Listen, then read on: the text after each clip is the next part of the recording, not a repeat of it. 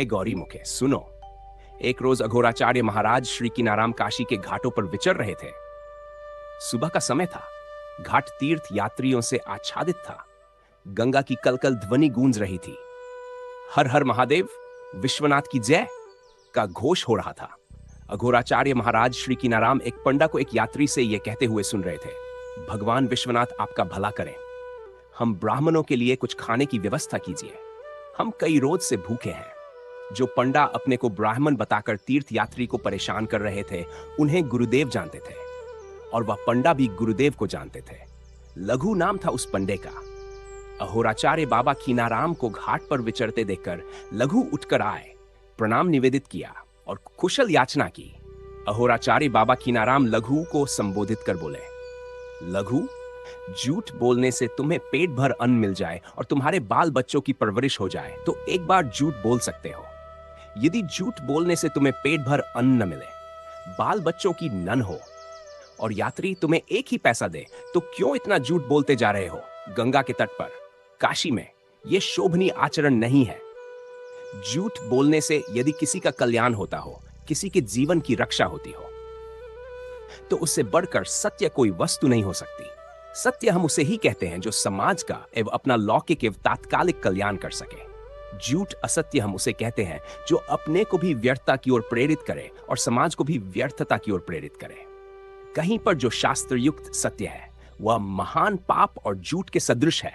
कहीं पर जो शास्त्र के अनुसार असत्य है, झूठ है, वह महान पुण्य और समाज के लिए लाभप्रद वस्तु है।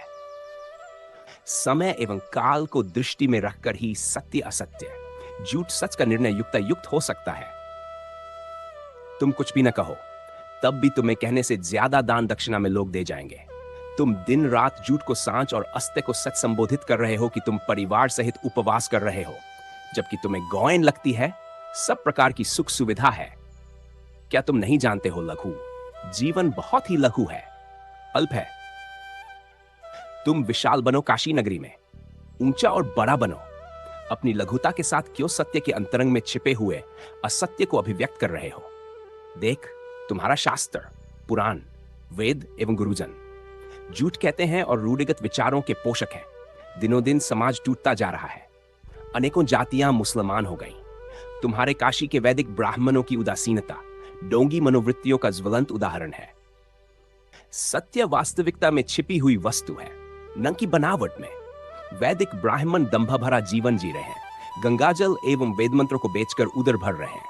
इससे निकृष्ट क्या हो सकता है? यही तो नास्तिकता का द्योतक है।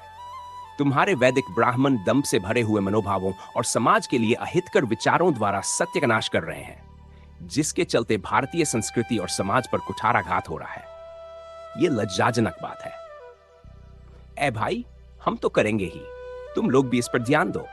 धर्म, वेद और शास्त्र उदर निमित्त नहीं है। बहुकृत वेशम क्षोभ व्याकुलता ही दे सकता है।